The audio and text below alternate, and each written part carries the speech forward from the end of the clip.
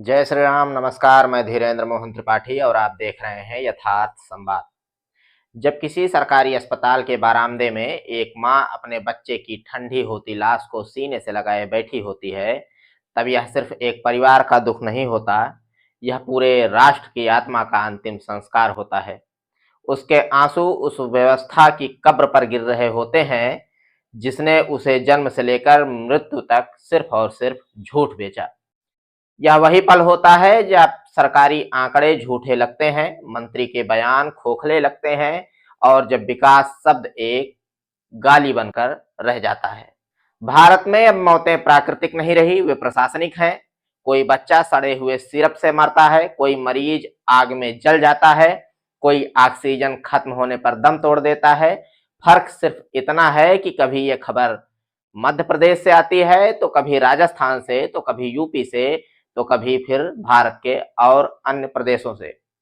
और अब हर बार सरकार कहती है जांच के आदेश दिए गए हैं। यही जांच इस व्यवस्था की ढाल है जो हर लाश के साथ एक नया प्रेस नोट जारी करती है। और विडंबना देखिए, जिन अस्पतालों में गरीब अपने बच्चे को लेकर जाते हैं वहां दवाइयां एक्सपायर होती हैं, मशीनें खराब रहती हैं, डॉक्टर ड्यूटी पर होते नहीं। वहीं नेता जिनके नाम से इन अस्पतालों का उद्घाटन होता है, जब खुद बीमार पड़ते हैं तो सीधे दिल्ली या मुंबई के निजी अस्पताल में उड़ जाते हैं। ओम प्रकाश राजभर जैसे मंत्री तक सरकारी अस्पताल पर भरोसा नहीं करते और जनता को यही समझाया जाता है कि सरकारी इलाज मुफ्त है और मुफ्त है, लेकिन मौत की गारंटी के साथ। यह देश अब दो हिस्सों में बंट गया है। एक भारत जहां नेता अपने इलाज के लिए 5 सितारा आईसीयू बुक करते हैं, और दूसरा भारत जहां गरीब पिता को अपने बच्चे की लाश घर तक ले जाने के लिए एम्बुलेंस तक नसीब नहीं होती। यही वह दोहरा भारत है जो हर रोज अखबार के तीसरे पन्ने पर छपता है, लेकिन किसी बजट में नहीं दिखता। सरकारी तंत्र अब सेवा का नहीं, सर्वाइवल का तंत्र है, जहां डॉक्टर खुद थक चुका है, नर्स निराश है, मशीनें जंग खा रही हैं और जनता का भरोसा अब मर चुका है। हर मौत के बाद एक नया मुआवजा तय होता है। 5 लाख, 10 लाख जैसे जान की कोई रेट लिस्ट तय की जा रही हो।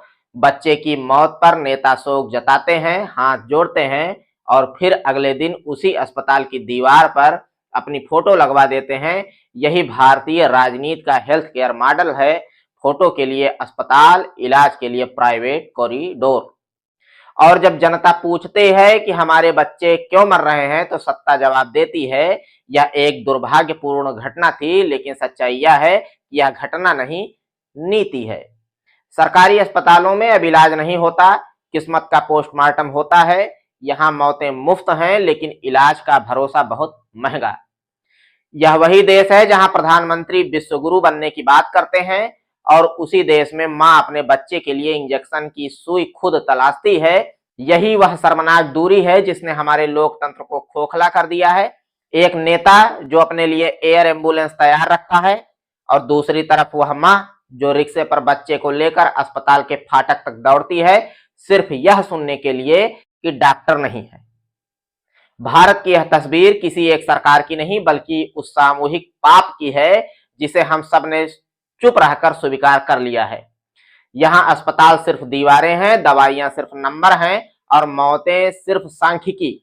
बाकी सब विकास योजनाएं, उद्घाटन, नारे सब झूठ की महंगी पैकेजिंग है। जब तक कोई मंत्री खुद सरकारी अस्पताल के बिस्तर पर भर्ती होकर यह महसूस न करे कि वहां इलाज कैसा है, तब तक यह सिस्टम नहीं बदलेगा।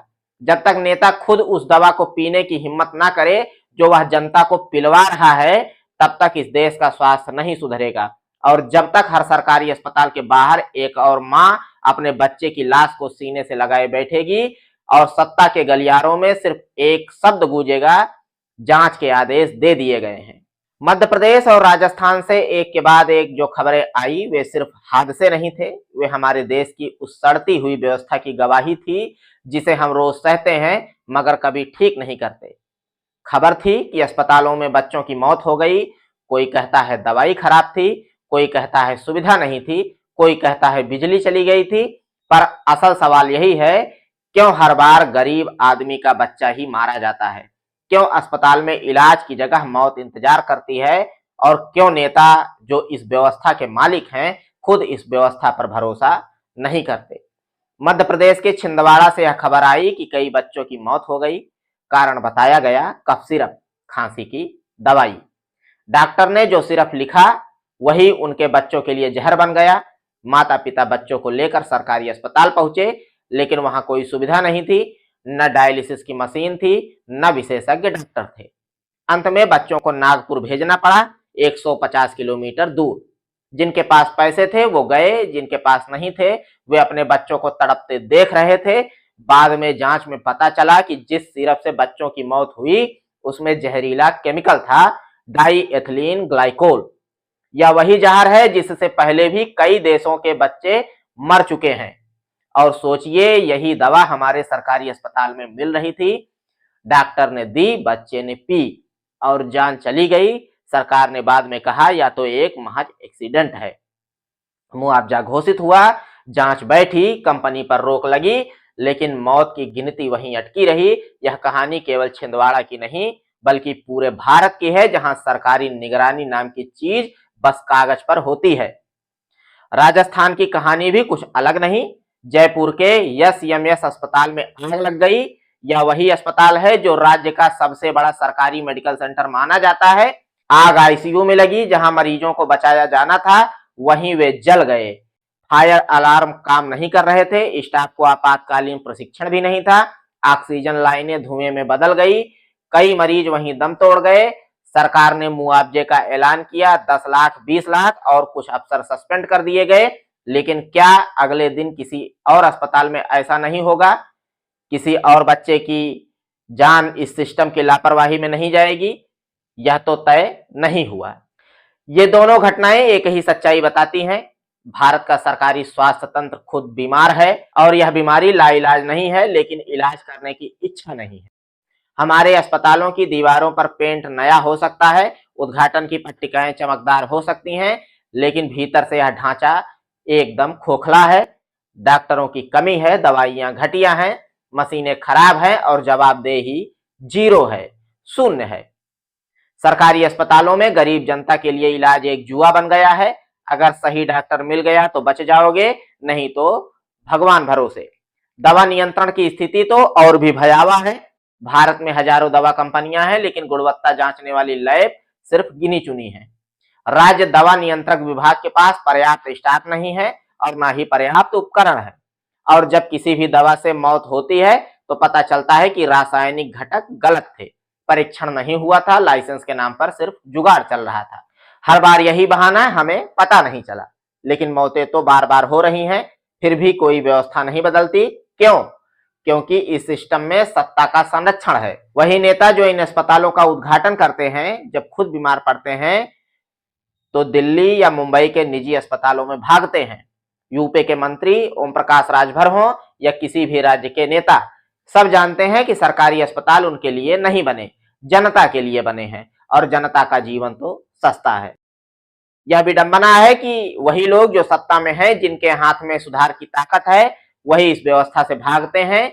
कोई नेता अपोलो या मेदांता में भर्ती होता है तो टीवी पर खबर चलती है, मंत्री जी की तबीयत में सुधार। लेकिन कोई बच्चा सरकारी अस्पताल में मर जाता है तो बस एक लाइन की खबर चलती है, परिजन आक्रोशित, जांच के आदेश। यही फर्क है इस देश के दो तबकों में, एक वो जो मर सकता है और दूसरा वो जो किसी भी कीमत पर बचाया जा सकता है। भारत के स्वास्थ्य तंत्र की जड़ में केवल कमी नहीं, असमानता भी है। सरकार हर साल नए मेडिकल कॉलेजों का उद्घाटन करती है, स्वास्थ्य नीति जारी करती है, पर जमीन पर डॉक्टर नहीं, मशीनें नहीं, दवा नहीं। ग्रामीण इलाकों में अस्पतालों में डॉक्टर की पोस्ट खाली पड़ी है। जिन जिलों में बीमारी ज्यादा है वहां सुविधाएं सबसे कम है। कई जगह मरीजों को ऑपरेशन के लिए प्राइवेट क्लिनिक भेजा जाता है और वहां से कमीशन का खेल चलता है। सरकारी दवाइयां या तो समय पर नहीं आती या आती हैं तो घटिया निकलती हैं, और जब मौत होती है तो पूरी व्यवस्था एक सुर में कहती है गलती हमारी नहीं। सवाल यह नहीं कि किस डॉक्टर ने दवाई दी, सवाल यह है क्यों एक देश जो अपने को विश्व गुरु कहता है अपने बच्चों को सुरक्षित इलाज नहीं दे सकता। यह विडंबना है, जो देश रॉकेट मंगल पर भेजता है वह आईसीयू में ऑक्सीजन लाइन ठीक नहीं कर पाता। अस्पतालों में फायर सेफ्टी ऑडिट नहीं होता, बिजली की वायरिंग 30 साल पुरानी है, बैकअप जनरेटर खराब है और ये सब बातें हर सरकारी रिपोर्ट में लिखी जाती हैं, लेकिन कार्यवाही कभी नहीं होती। इस बीच नेता और अफसरों की दुनिया ही अलग है। वे सरकारी अस्पतालों का रिबन काटते हैं, लेकिन इलाज कभी वहां कराते नहीं। उनके लिए अलग अस्पताल हैं, अलग कमरे, अलग डॉक्टर और अलग प्रोटोकॉल। जनता के लिए लंबी लाइन, टूटी कुर्सियां और एक झिड़की। बाहर जाओ, डॉक्टर नहीं आया। यही भारत का स्वास्थ्य तंत्र है, एक ऐसा ढांचा जो गरीबों के लिए है पर गरीबों के खिलाफ काम करता है। मध्य प्रदेश और राजस्थान की इन घटनाओं ने जो सवाल उठाए हैं वे केवल इन राज्यों तक सीमित नहीं है, यह पूरे देश की बीमारी है। केंद्र और राज्य दोनों स्वास्थ्य क्षेत्र को खर्च मानते हैं, निवेश नहीं। सरकारी बजट में स्वास्थ्य पर खर्च दुनिया के औसत से आधा है और जो पैसा आता भी है वह भवन, पोस्टर, ठेके और रिबन में चला जाता है। सिस्टम की आत्मा, डॉक्टर, नर्स, टेक्नीशियन उपेक्षित रहते हैं। जब डॉक्टर एक एक मरीज पर दिन भर में 100 केस देखता है तो वह इलाज नहीं, औपचारिकता करता है। जवाबदेही का हाल यह है कि अस्पताल में मौत के बाद न तो पोस्टमार्टम रिपोर्ट समय पर आती है, न दोषियों पर कार्यवाही। जांच आयोग बैठता है, रिपोर्ट आती है और फिर फाइल किसी अलमारी में बंद हो जाती है। जिन बच्चों की जान गई उनके नाम अखबार से गायब हो जाते हैं। कुछ हफ्तों बाद नया मुद्दा आ जाता है, मीडिया भी एक दिन की खबर चलाता है और अगले दिन राजनीति पर लौट आता है। जो बचा रहता है वह है उन माता पिता का दर्द जिनका बच्चा सिर्फ इसलिए मर गया क्योंकि देश का स्वास्थ्य तंत्र सड़ हुआ है। यह तंत्र किसी एक सरकार की गलती नहीं है, यह उस सोच की उपज है जिसमें जनता की जान सस्ती मानी जाती है। चाहे कांग्रेस हो या बीजेपी, सत्ता में आने के बाद सबका रवैया एक जैसा रहा है। अस्पतालों के उद्घाटन में कैमरे बुलाना आसान है, लेकिन उसमें ऑक्सीजन पाइप लगवाना मुश्किल। यही राजनीति का चेहरा है, दिखावे में विकास, हकीकत में सड़ांध। फिर सवाल उठता है, क्या कोई इलाज है इसका? तो हाँ, इलाज है, लेकिन उसकी कीमत ईमानदारी है। सरकार को स्वास्थ्य को खर्च नहीं अधिकार समझना होगा। अस्पतालों की मरम्मत, उपकरणों की देखभाल, स्टाफ की ट्रेनिंग, दवाओं की गुणवत्ता, ये सब प्राथमिकता बननी चाहिए। हर जिले में फायर और मेडिकल सेफ्टी ऑडिट अनिवार्य हो। डॉक्टरों और नर्सों को बेहतर वेतन मिले ताकि वे अपने पेशे में बने रहें और सबसे जरूरी, जनता को शिकायत करने और जवाब मांगने का अधिकार हो।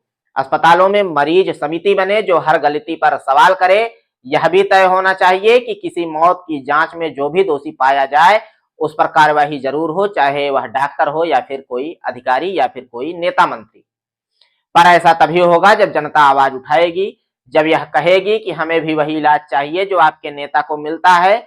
जब तक यह मांग नहीं उठेगी तब तक ये खबरें आती रहेंगी, कफ सिरप से मौत, अस्पताल में आग, ऑक्सीजन खत्म, खराब मशीन। और हर बार सरकार कहेगी जांच के आदेश दे दिए गए हैं, लेकिन जांच से जाने वापस आती नहीं। यह देश तब तक स्वस्थ नहीं हो सकता जब तक इसका स्वास्थ्य तंत्र स्वस्थ नहीं होगा, और स्वास्थ्य तंत्र तब तक ठीक नहीं होगा जब तक सत्ता इसे गंभीरता से लेगी नहीं। जनता को यह समझना होगा कि अस्पताल सिर्फ इलाज की जगह नहीं, यह नागरिक अधिकार की कसौटी है। जब अस्पताल की दीवारों में सीलन होती है तो समझ लीजिए यह सिर्फ ईंटें नहीं, व्यवस्था की आत्मा गल रही है। जो बच्चे छिंदवाड़ा में मरे, जो मरीज जयपुर में जल गए, वे सिर्फ संख्या नहीं थे, वे इस सिस्टम के असली शिकार थे। और जब तक नेता खुद सरकारी अस्पताल में इलाज कराने की हिम्मत नहीं जुटाते तब तक यह सिस्टम जनता की कब्रगाह बना रहेगा। शायद उस दिन जब कोई मंत्री खुद सरकारी अस्पताल के बिस्तर पर भर्ती होगा तभी यह व्यवस्था सुधरेगी। तब तक हम बस मुआवजे, बयान और जांच की दुनिया में जिएंगे और धीरे धीरे एक समाज के रूप में मरते रहेंगे। तो मिलते हैं साथियों फिर किसी खबर में। देखते रहें यथार्थ संवाद। कृपया चैनल को लाइक करें, सब्सक्राइब करें और शेयर करें। जय श्री राम, नमस्कार।